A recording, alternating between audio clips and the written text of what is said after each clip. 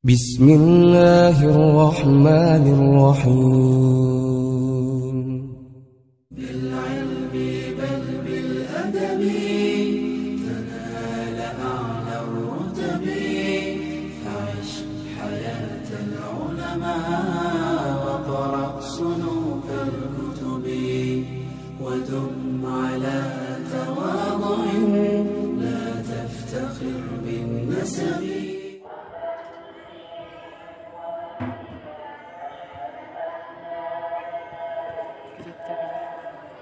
Segala puji bagi Allah atas limpahan nikmat dan karunia-Nya yang telah Allah berikan kepada kita semua.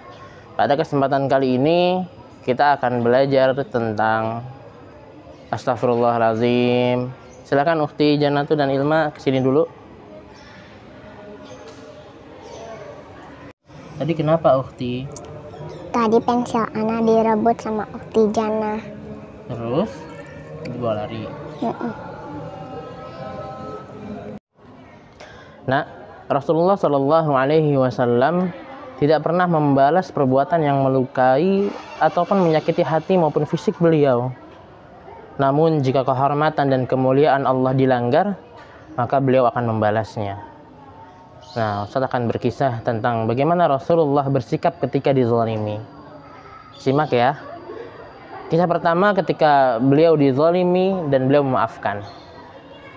Sahabat Anas bin Malik radhiyallahu anhu bercerita bahwa suatu hari pernah berjalan bersama Rasulullah Shallallahu Alaihi Wasallam dan waktu itu beliau mengenakan sebuah kain yang ujungnya kasar. Tiba-tiba seorang Arab Baduy datang menghampirinya seraya menarik kain tersebut dengan kuat sehingga melukai leher beliau Shallallahu Alaihi Wasallam. Anas bin Malik berkata, aku pun melihat luka pada leher akibat ujung kain tersebut yang ditarik oleh sang Arab Baduy tersebut.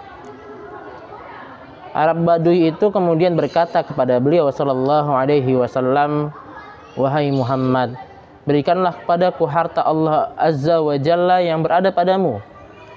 Kemudian beliau menoleh kepadanya dan tersenyum.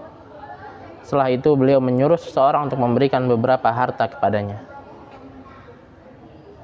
Lihat bagaimana Rasulullah Shallallahu Alaihi Wasallam telah disakiti atau dilukai lehernya oleh seorang Arab Baduy, tapi ia memaafkannya. Padahal ia bisa membalasnya. Kisah yang kedua adalah ketika kemuliaan Allah dilanggar, maka beliau membalasnya. Sejak Nabi Muhammad Shallallahu Alaihi Wasallam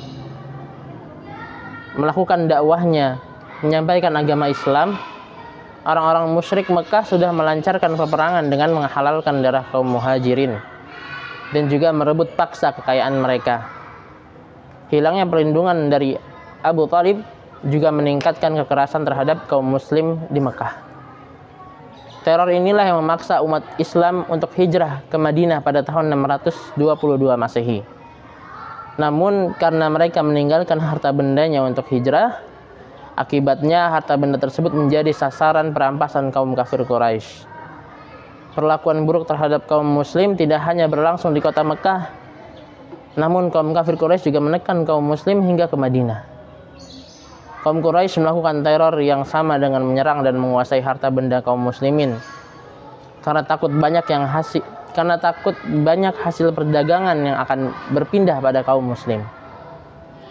Di antara penyebab perang Badar Kubra ialah memberi pelajaran kepada kaum kafir Quraisy dan juga untuk mengembalikan harta benda milik kaum muslim yang dirampas oleh kaum Quraisy. Nah, Rasulullah adalah sosok yang pemberani. Pada perang Badar ini dipimpin langsung oleh Rasulullah Shallallahu Alaihi Wasallam. Pasukannya hanya terdiri dari 313 pasukan. Sedangkan kafir Quraisy saat itu berjumlah 1000 orang. Lihat bagaimana Rasulullah sungguh berani.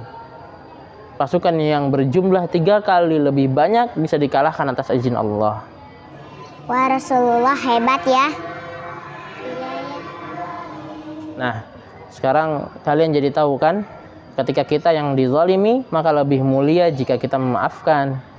Namun ketika agama Allah dilanggar atau dipermainkan, maka kita harus berani melawannya. Ana ingin jadi seperti Rasulullah. Ana juga Ustaz. Iya. Nah, sekarang kan kalian jadi tahu kalau kita yang dizalimi oleh seseorang, maka lebih mulia kita untuk memaafkannya.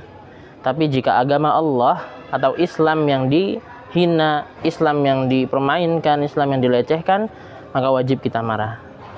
Yuk, amalkan pada diri antum dan bagikan video ini kepada orang yang antum cintai untuk mendapatkan kebaikan dan pahala.